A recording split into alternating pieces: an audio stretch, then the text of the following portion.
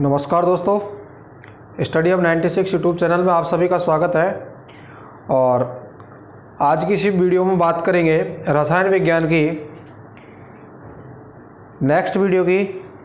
जो पहले हमने आपको अम्ल और क्षार से रिलेटेड जो वीडियो अपलोड कराई है, उसके बाद में बात करते हैं लवण की। तो देखते हैं, आज का टॉपिक है लवण, पीएच स्केल। तो उससे संबंधित जानकारी हम इस पर प्राप्त करेंगे।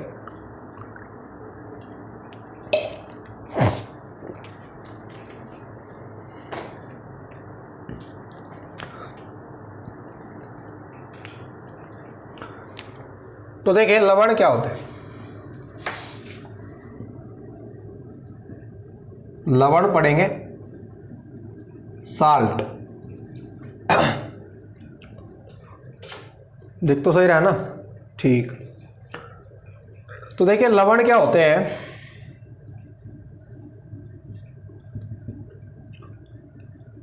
अम्ल और क्षार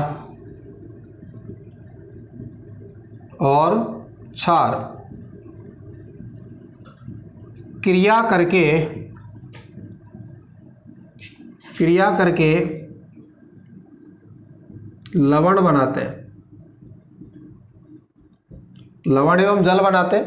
तो लवण क्या होते हैं? अम्ल और क्षार क्रिया करके क्या बनाते हैं? लवण बनाते हैं। तो ये जानकारी पहले भी हमने पढ़ ली है कि अम्ल और क्षार क्रिया करके क्या बनाते हैं? लवण बनाते हैं। तो आगे देखिए, इन लवणों के जो कुछ गुणधर्म हैं उनकी बात करते हैं। तो पहला गुणधर्म है कि लवणों के गलनांक व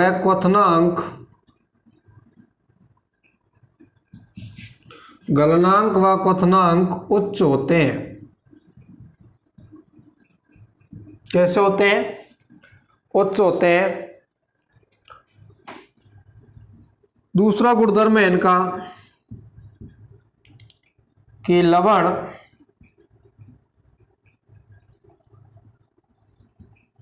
क्रिस्टलीय होते हैं, या इनकी संरचना क्रिस्टलीय होती है। ये क्रिस्टलीय होते हैं। क्रिस्टलीय जैसे साधारण नमक देखा है तो उसकी आकृति कुछ इस प्रकार से विकृत जैसी होती है। फिटकरी इसके कोने से निकले होते हैं। चीनी जो होती है, इस प्रकार की जो ये कोने नुमा आकृति होती है, क्रिस्टल होते हैं।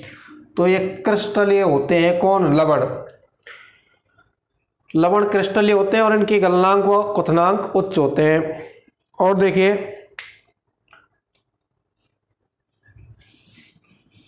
ये जो लवण होते हैं हमें किससे क्रिया करके मिलते हैं?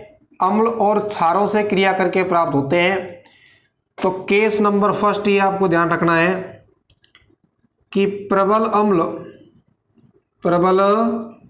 अम्ल प्लस दुर्बल क्षार, प्रबल अम्ल प्लस दुर्बल क्षार क्रिया करेंगे तो जो लवण होगा वो कैसा होगा? अम्लीय लवण होगा। कैसा होगा? अम्लीय लवण होगा। अर्थात उस लवण का पीएच मान 7 से कम होगा। 7 से कम होगा। ये पीएच मान क्या है? अभी इसके बाद में अगला टॉपिक हम सोचा कि आप पीएच से ही संबंधित लेंगे। तो पहली केस में क्या गया कि प्रबल अम्ल और दुर्बल क्षार यदि क्रिया करेंगे तो क्या बनेगा? वह जो लवण होगा वो अम्लीय लवण होगा। कैसा लवण होगा? अम्लीय लवण होगा। और उस लवण का पीएच मान क्या होगा? 7 से कम होगा। केस नंबर 2 कि दुर्बल अम्ल प्लस प्रबल क्षार, दुर्बल अम्ल प्लस प्रबल क्षार दोनों क्रिया करेंगे तो आपको जो लवण प्राप्त होगा वो क्षारीय लवण प्राप्त होगा। कौन सा लवण? क्षारीय लवण प्राप्त होगा। क्षारीय लवण, तो इसका पीएच मान क्या होगा? इसका पीएच मान 7 से अधिक होगा, 7 से अधिक होगा। बात समझ में आ गई? 7 से अधिक होगा। इसके बाद केस नंबर 3 कि यदि प्रबल अम्ल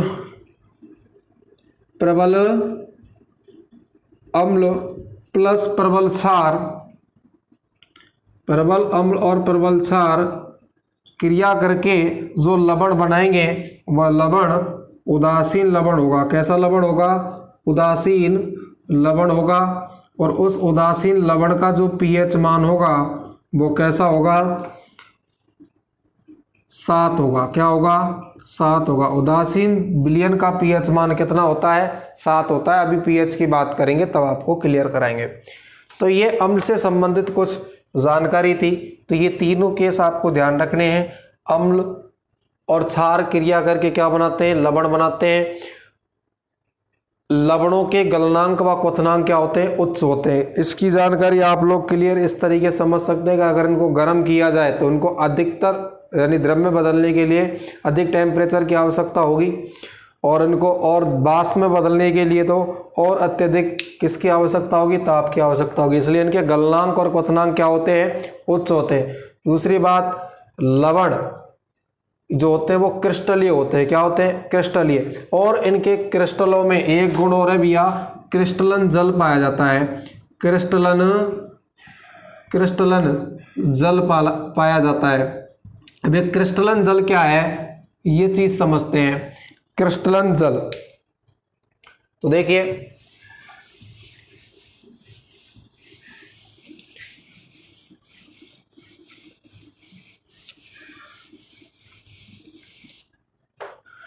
आगे बात करते हैं क्रिस्टलन जल की।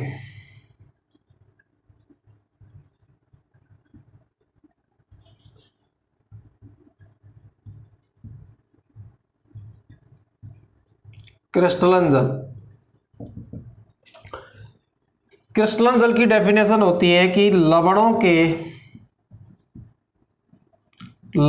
के इकाई सूत्र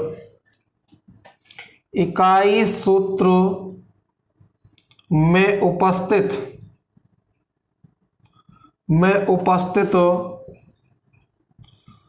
जल के अणुओं की संख्या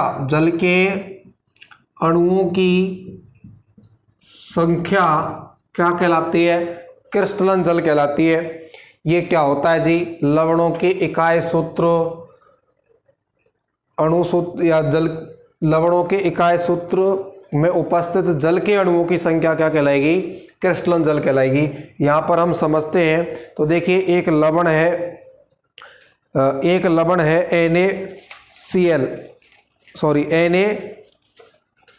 Na2CO3 यानी सोडियम कार्बोनेट। तो उसमें जल के अणुओं की क्रिस्टलन जल की संख्या क्या होगी? अगर आपसे पूछा जाए भाई सोडियम, नोट डाल के मैं यहां पर आपको समझा रहा हूं, देखो समझिए। सोडियम कार्बोनेट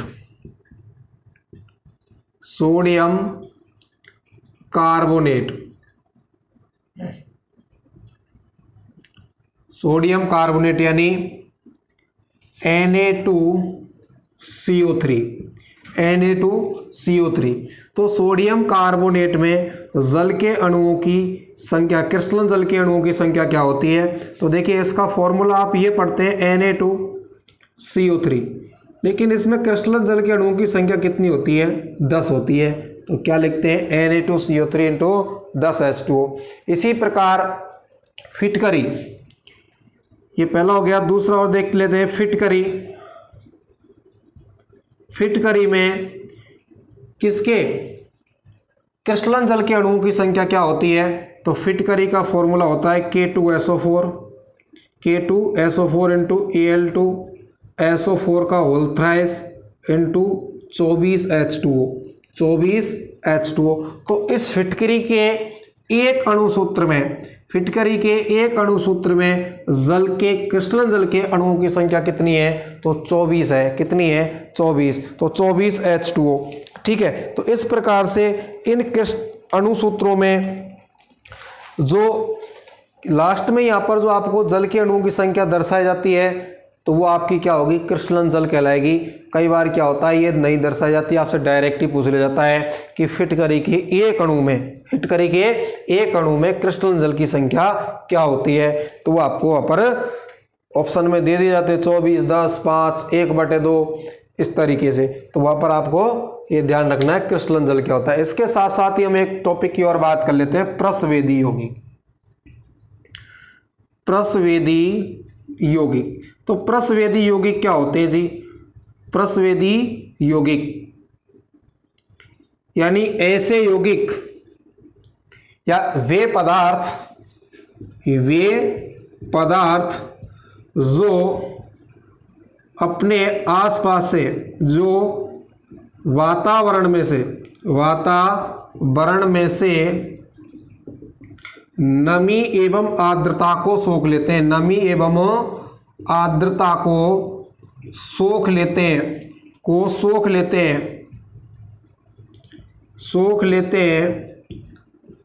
उन्हें क्या कहते हैं? प्रस्वेदी यौगिक कहते हैं। जैसे फिटकरी, साधारण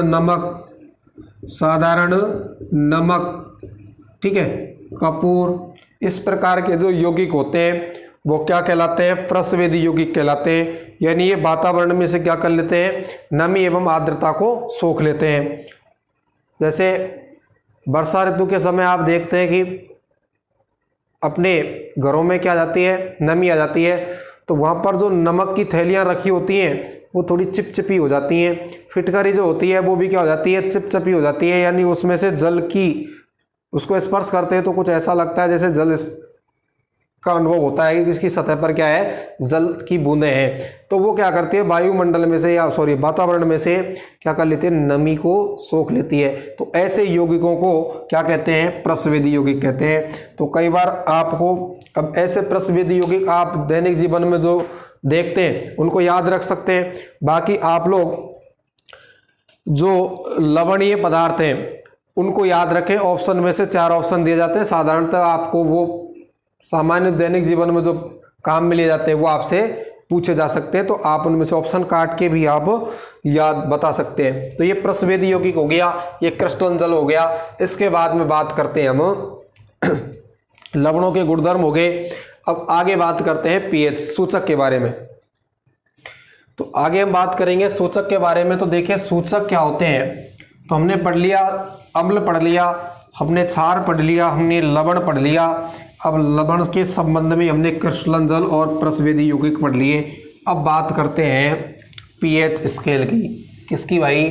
सूचक की। तो सूचक क्या होते हैं? देखिए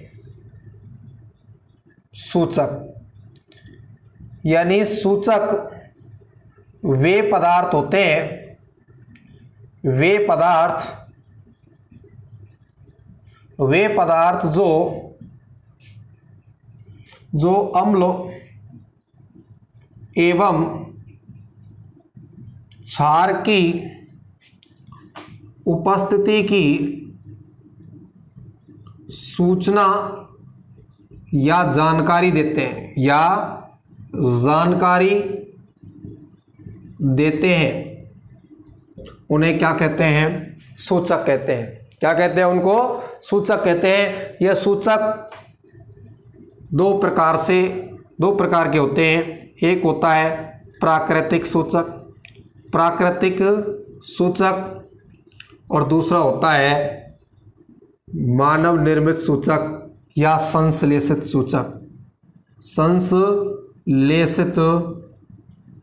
सूचक। ठीक है, तो प्राकृतिक सूचक क्या होते हैं? जैसे लिटमस। नंबर 2 हल्दी, लौंग का तेल।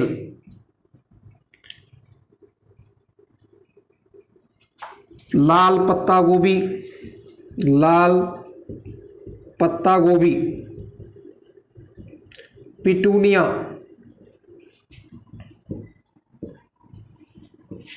पिटूनिया। और कुछ पदार्थ हैं जैसे पिटूनिया हुआ, इनके जो पुष्प होते हैं, इनके पुष्पों की जो पंखुड़ियां होती हैं वो रंगीन होती हैं। तो इन पादपों की जो पंखुड़ियां होती हैं, सॉरी, इनके पुष्पों की जो पंखुड़ियां होती हैं वो रंगीन होती है, तो वो भी क्या होती है, प्राकृतिक सूचक होती हैं। अब बात करें लिटमस की, तो ये हमको कई बार आता है कि भाई लिटमस क्या होता है। तो मैंने आपको अम्ल वाले चैप्टर में भी बताया था कि मैं सूचक पढ़ाऊंगा तब आपको लिटमस के बारे में जानकारी दूंगा। तो लिटमस क्या होता है मेरे भाइयों, ये है, इसका रंग जो होता है वो बैंगनी रंग होता है। क्या होता है, बैंगनी रंग, बैंगनी रंग का होता है। बैंगनी रंग का होता है कौन, लिटमस।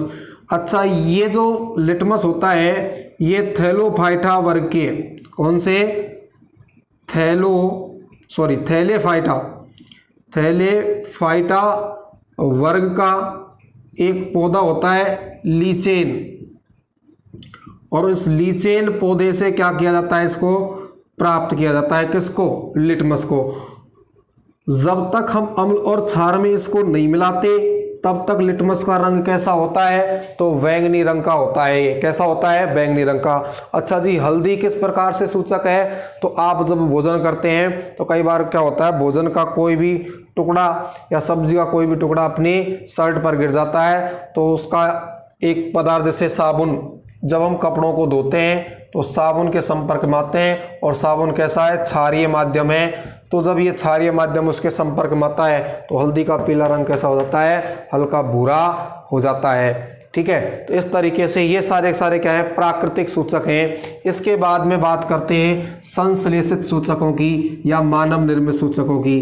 तो इनमें एक है मेथिल ऑरेंज, मेथिल ऑरेंज, ठीक है, और एक है फिनोफ्थलीन। क्या है, फिनोफ्थलीन।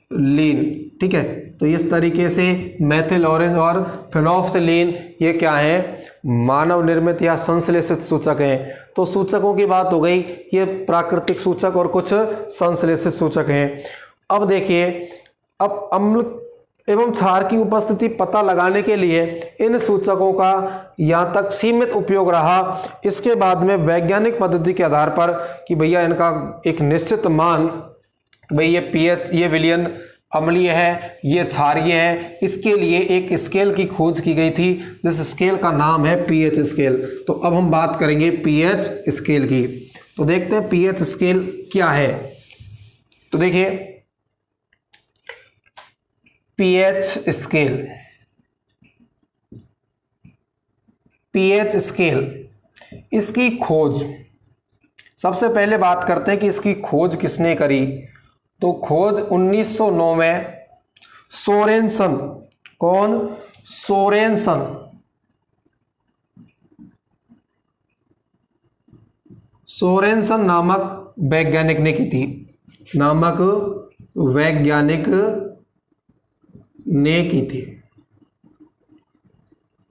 ठीक है साहब, पीएच स्केल की खोज 1909 में सोरेनसन नामक वैज्ञानिक ने की थी। अब पीएच स्केल होता क्या है, पीएच स्केल क्या होता है, तो यह है किसी विलयन में हाइड्रोजन आयनों की सांद्रता को मापता है, हाइड्रोजन आयनों की सांद्रता को मापता है। कौन, पीएच स्केल। अच्छा, पीएच स्केल में पी शब्द किस बात का सूचक है, तो पी शब्द शक्ति का सूचक है। किसका सूचक है भाई, शक्ति का सूचक है। अच्छा, इसमें H का मतलब क्या होता है, तो H का अर्थ होता है, H का अर्थ, और P शब्द का अर्थ मैंने आपको शक्ति बता दिया। H का अर्थ होता है हाइड्रोजन आयनों की सांद्रता, हाइड्रोजन आयनों की सांद्रता, हाइड्रोजन आयनों की सांद्रता होता है इसमें H की वैल्यू। अच्छा pH में pH की वैल्यू का पता चल गया हमको, भाई P का अर्थ क्या होता है और H का अर्थ क्या होता है। अच्छा P शब्द का अर्थ शक्ति क्या होता है कि जो P शब्द है यानी ये जर्मन भाषा के पुसांस शब्द से लिया गया है। किससे? पुसांस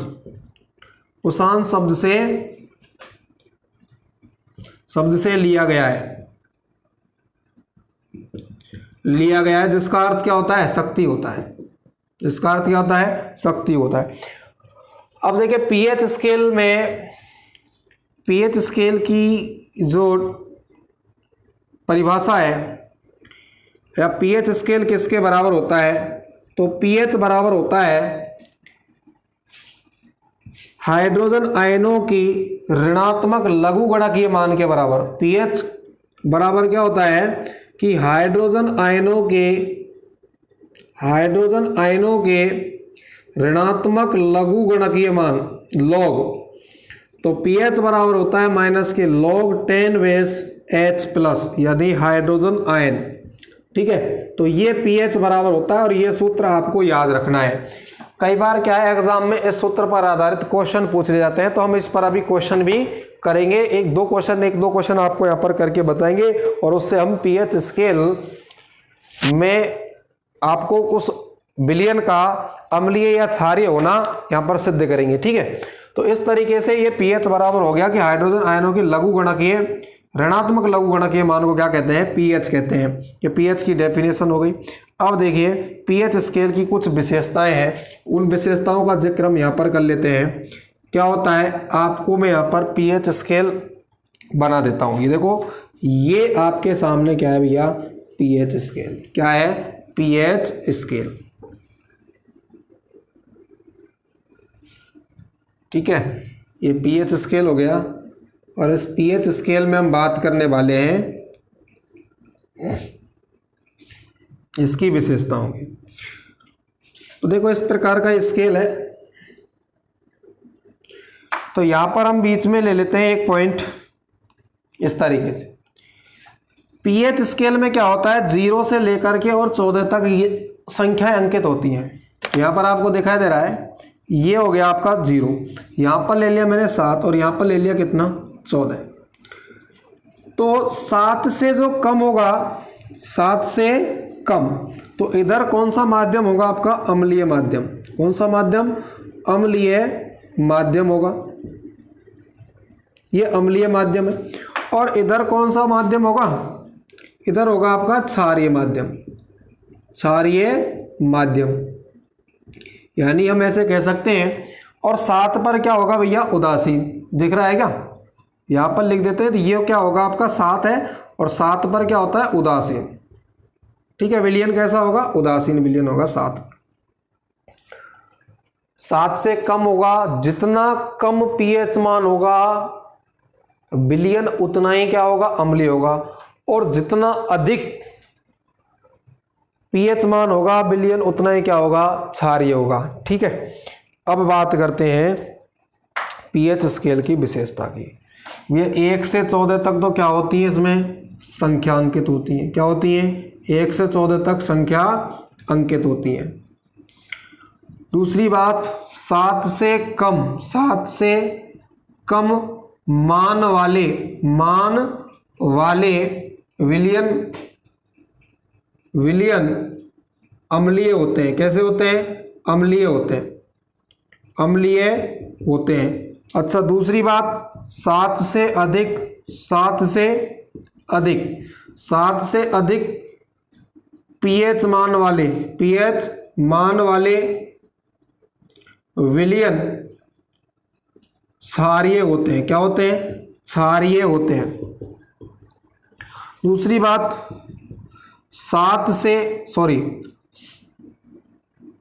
पीएच मान 7 वाला विलयन उदासीन होता है। विलयन उदासीन होता है। कैसा होता है? उदासीन होता है। पीएच मान 7 जिसका विलयन होता है वो क्या होता है? उदासीन होता है। ठीक है, पीएच मान 7 वाला विलयन उदासीन होता है। तो ये क्या हो गई? पीएच स्केल की विशेषता हो गई। अब आगे बात करते हैं कुछ महत्वपूर्ण जो पीएच दैनिक जीवन में जो काम आते हैं उन पीएच मानों के बारे में बात करते हैं, या इस पीएच स्केल पर जो हमारे लिए कुछ क्वेश्चन है उन क्वेश्चनों की बात करते हैं। ठीक है, तो देखिए आपके सामने एक क्वेश्चन है जिसमें हमको पीएच मान ज्ञात करना है। क्वेश्चन है कि शुद्ध जल में H प्लस तथा OH माइनस यानी हाइड्रोजन आयन तथा हाइड्रोक्सिल आयनों की सांद्रता 1 × 10⁻⁷ मोल प्रति लीटर होती है, तो इसका पीएच मान क्या होगा? अब वैसे भी तो आप अगर इसने तो उसको क्वेश्चन टाइप में लिख दिया है, वैसे आप जानते हैं कि जो पीएच मान होता है किसका? शुद्ध जल का, वो कितना होता है? 7 होता है। तो इसकी जानकारी आपको है ऑलरेडी, लेकिन हम इसको क्वेश्चन में हल करके देखते हैं। तो देखो क्या होता है, पीएच बराबर आपके पास फॉर्मूला क्या होता है? पीएच बराबर होता है -के log 10 बेस और H प्लस आयन। ठीक है, H प्लस आयन। अब यहाँ पर हाइड्रोक्सिल आयन भी कहा गया है, तो यहाँ पर आप क्षार और अम्ल का पता है तो लगाता है पीएच स्केल, तो यहाँ पर हाइड्रोजन आयन और हाइड्रोक्सिल आयन भी ले सकते हैं। तो यहाँ पर हम रख सकते हैं देखो वैल्यू, तो यहाँ पर log 10, अब यहाँ पर क्या आ जाएगा? 1 × 10⁻⁷। ठीक है, यहाँ तक क्लियर। अब इसका देखो लॉगरिथम लेते हैं, यानी लघुगणक। अब ये लघुगणक क्या है? पहले गणित की किताबों में एक प्रश्नावली लिया करती थी, आजकल क्या है उसको बंद कर दिया। तो कुछ महत्वपूर्ण मान है उनको आप याद रख लें, जैसे log 10 बेस 1 यानी क्या है? log 10 बेस 1, तो इसकी वैल्यू क्या होती है? 0 होती है। कितनी होती है? 0 होती है। और log 10 बेस में अगर कोई पावर में है, जैसे log 10 बेस की पावर 10, तो इसकी वैल्यू क्या होती है? कितनी होती है? 1 होती है। या log 10 बेस कितना हो जाता है? 1 हो जाता है। इसकी वैल्यू कितनी होती है? 1। तो अब इसको सोल्व करते हैं तो क्या आएगा देखो।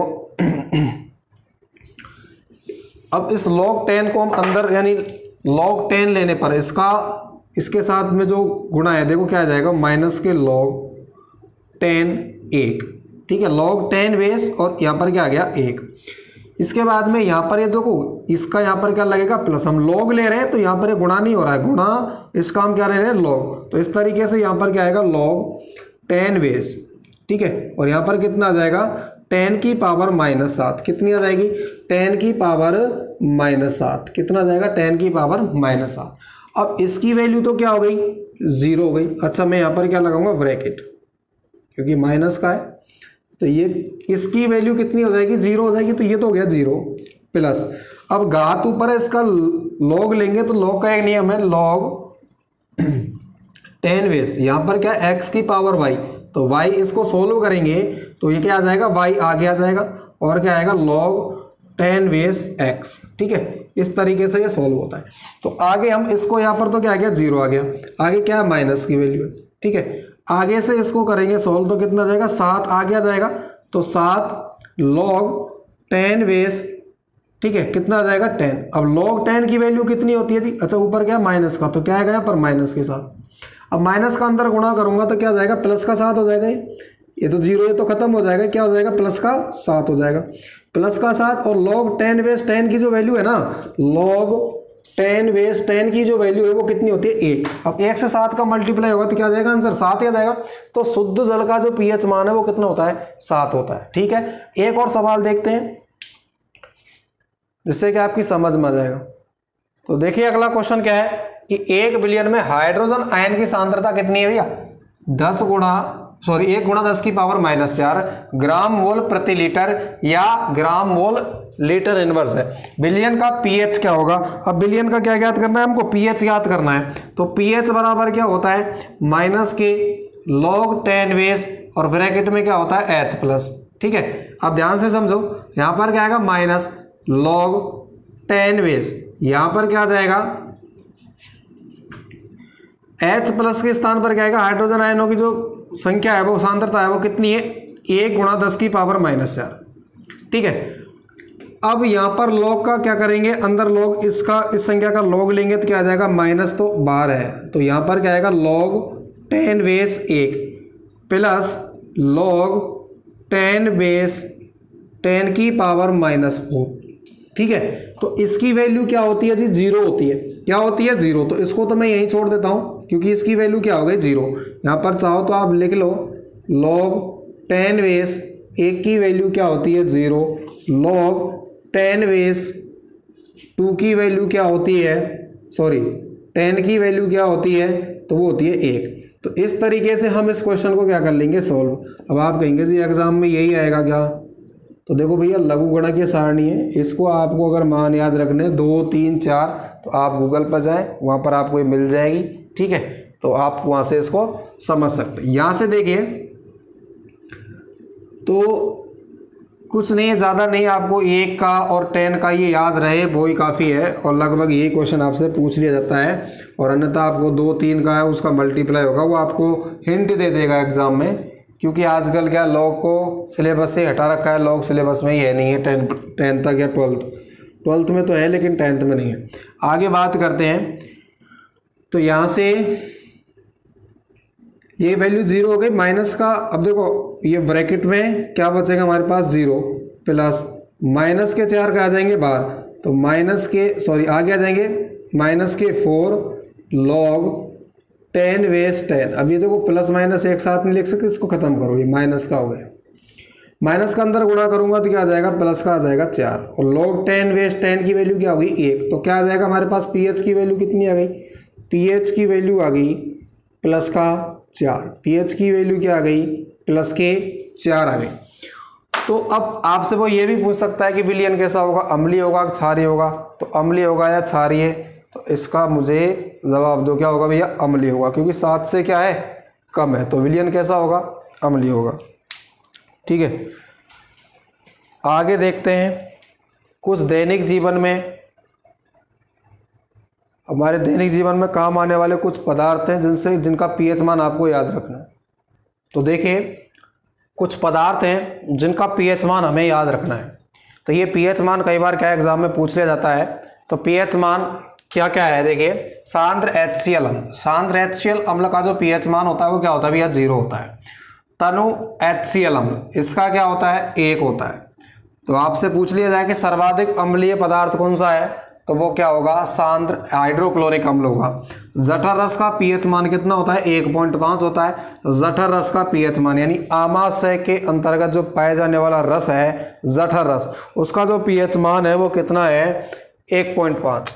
नींबू का रस, तो नींबू का रस यानी नींबू का जो पीएच मान होता है वो 2.2 से 2.4 या 2.5 के बीच का होता है। शराब का जो पीएच मान होता है वो 3.5 होता है। सिरका का पीएच मान होता है वो 4 होता है। बियर का पीएच मान कितना होता है, तो 4.5 होता है। शराब बियर ये दोनों मादक पदार्थ हैं जिनके पीएच मान 3.5 और 4.5 है। ठीक है, कॉफ़ी जो होती है उसका ये पेय पदार्थ है, तो कॉफ़ी का पीएच मान कितना होता है, 5 होता है। शीतल पेय कोल्ड ड्रिंक्स वगैरह होती हैं उनका सोडा वाटर होता है, उनका जो पीएच मान होता है वो कितना होता है, 5.5। दूध का पीएच मान कितना होता है, 6.5। आपसे पूछा जाए कि ताज़े दूध का पीएच मान यदि 6.5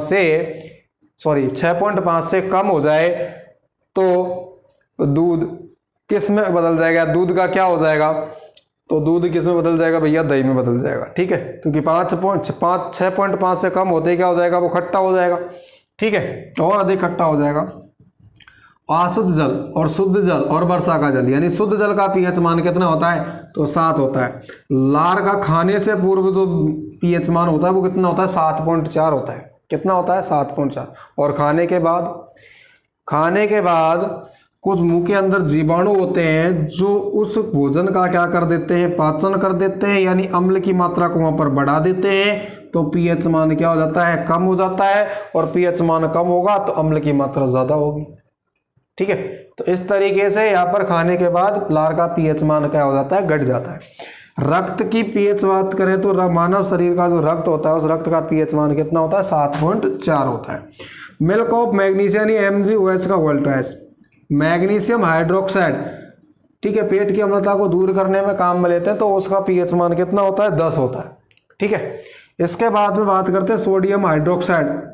सोडियम हाइड्रोक्साइड की, सोडियम हाइड्रोक्साइड का जो पीएच मान होता है वो कितना होता है? 14 होता है। तो सर्वाधिक क्षारीय पदार्थ कौन सा होता है? सोडियम हाइड्रोक्साइड होता है, जिसका पीएच मान कितना होता है? 14 होता है। मानव शरीर में जो जैविक क्रियाएं होती हैं, जैविक क्रियाएं कितने पीएच परास के बीच कार्य करती हैं? जैविक क्रियाएं 7 से 7.8 पीएच परास के बीच कार्य करती है भाई। पीएच परास के बीच संभव है, के बीच कार्य करती है। ठीक है, तो आज के लिए इतना ही। मिलते हैं नेक्स्ट वीडियो में। कुछ महत्वपूर्ण यौगिक हैं, उन यौगिकों का दैनिक जीवन में क्या उपयोग है, क्या उनके गुणधर्म है, उन सब के बारे में बात करते हुए अगली रसायन विज्ञान की नेक्स्ट वीडियो लेकर के आएंगे। आज की ये वीडियो कैसी लगी ज़रूर मुझे कमेंट करके बताएं, और अपने सुझाव भी मुझे इसके कमेंट में लिख करके भेजें। ठीक है, मिलते हैं नेक्स्ट अगली वीडियो में। तब तक के लिए ओके बाय।